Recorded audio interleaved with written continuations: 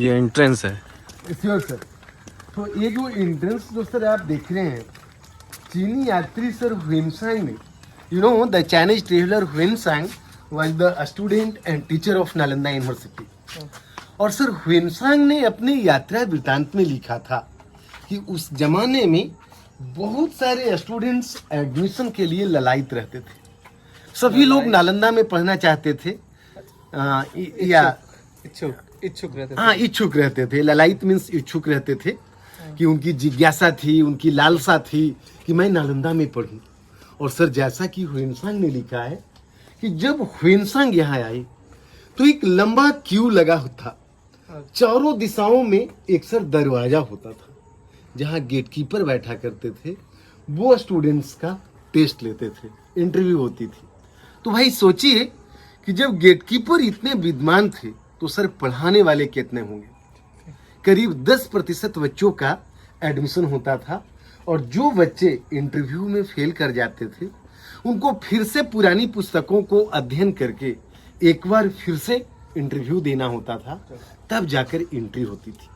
तो सर अभी नया गेट ये काटकर बनाया गया है। जो ओरिजिनल गेट था, पुराना गेट था जहां इंटरव्यू होती थी, वो अभी भी अंडरग्राउंड है। ये दीवार काटकर एंट्री के लिए खुदाई के बाद ये नया गेट बनाया गया है। यहाँ जो सर आप ईंटें देख रहे हैं, इसमें ऑलमोस्ट 60% तो सर ओरिजिनल ईंट है जो स्ट्रक्चर है, लेकिन 40% रेस्टोरेशन वर्क है। ये आप रेस्टोरेशन यहाँ देख रहे हैं, ये रिपेयर किया गया है प्रिजर्व करने के लिए। और ऊपर की ईंटें सर नई है, ये जो आप देख रहे हैं। और मैं आपको बताऊं कि सिंधु घाटी सभ्यता से ही ईंटों का निर्माण और उसकी चिनाई का कार्य शुरू हो गया था। और नालंदा में ये तमाम ईंटें खुद ब खुद तमाम मॉन्क्स बनाया करते थे। बौद्ध भिक्षु ने खुद ईंटों का निर्माण किया। उन्होंने ग्राउंड से क्ले को निकाला और इस तरह से ईंट को सुखाकर उन्होंने फिर पक्की ईंटें बनाया। तो इस तरह से सर आइए नालंदा में प्रवेश करते हैं।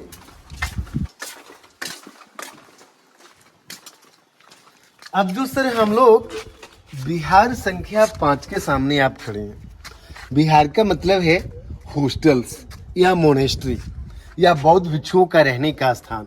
एंड यू नो सर कि हमारा जो स्टेट नेम बिहार है वो भी विहार शब्द से बना है, क्योंकि प्राचीन काल में बहुत सारे विहार थे जहाँ बौद्ध भिक्षु, जैन भिक्षु, सूफी संत, ये तमाम इंटेलेक्चुअल लोग रहा करते थे। तो इस स्टेट का नाम विहार हो गया।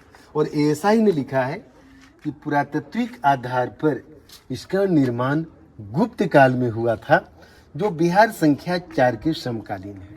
एंड यू नो कि Gupta period was the golden age of Indian culture, स्वर्ण युग सर कहा जाता है। तो ये सर गुप्त काल का छोटा छोटा रहने का कमरा है।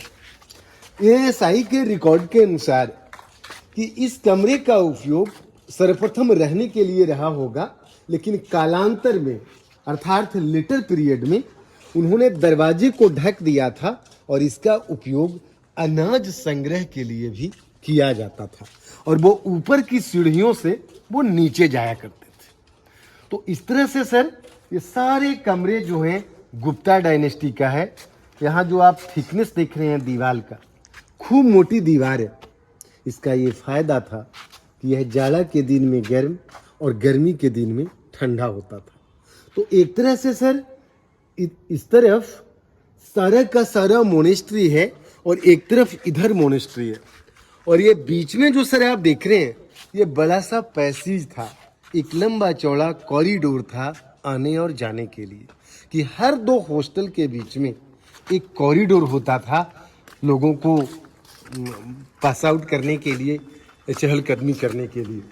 और इस तरह से सर आप देखो नाइस ब्रिक्स हियर, ये सारा गुप्त काल का है जो ओरिजिनल सर ईंटें, बिना किसी प्लास्टर का ये खूबसूरत ईंटें अभी भी सर मौजूद है।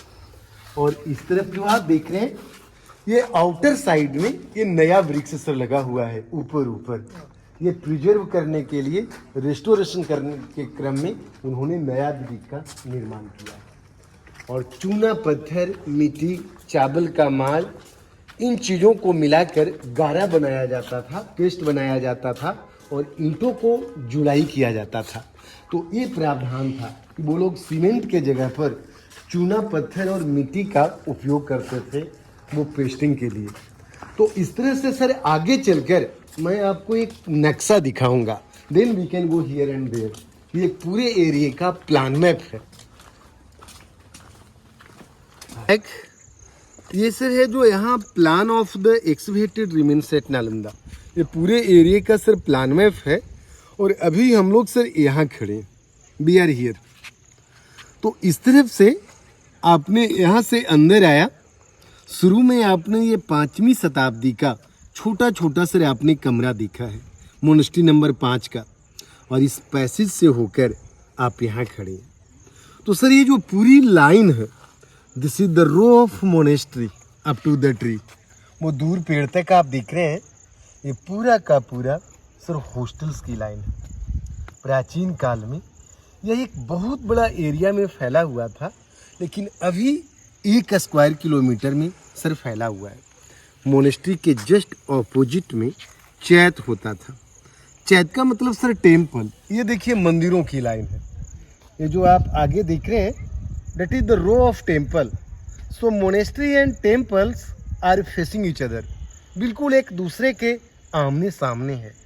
और खासकर यहाँ जो सर आप देख रहे हैं प्लान मैप पर, ये है stupa site number 3 the big one. ये ग्रेट स्तूपा सर है जो भगवान बुद्ध के प्रिय शिष्य सारिपुत्र की याद में बना है। और हिस्टोरियन का यह मानना है कि सारिपुत्र ज्ञान के मामले में, समझ के मामले में वो बुद्ध के बराबर थे। तो सबसे पहले हम लोग सर इस हॉस्टल को देखने जाएंगे, मोनेस्ट्री नंबर 1 को, जो सबसे मोस्ट इम्पॉर्टेंट हॉस्टल है। उसके बाद स्तूपा की ओर चलेंगे और स्तूप से फिर सर चैत की ओर चलेंगे और इस तरह से हम लोग क्लॉकवाइज सर